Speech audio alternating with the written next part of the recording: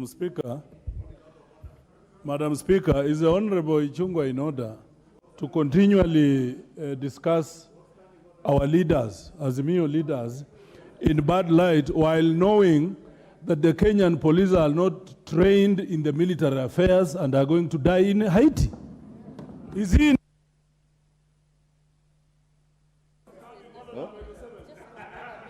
Majority Leader. Honorable Speaker, please allow me to ignore the Honorable Jack Wamboka, the member for Bumula, because he may not understand some of these things and we understand him.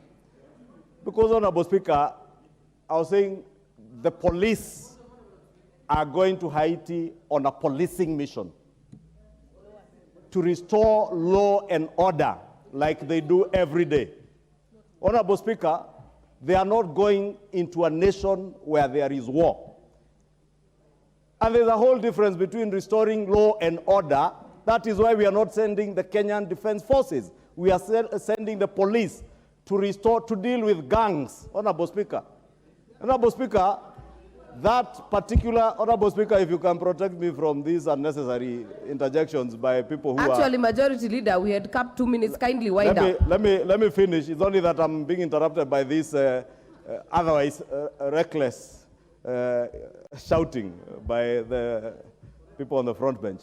Honorable Speaker, I was saying, let us be patriotic enough not to sell fear to our officers, to encourage our officers.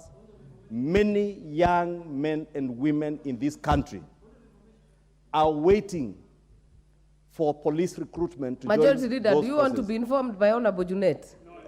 I definitely would not desire to be informed on any subject. You have 30 touching seconds. on security. Wind up.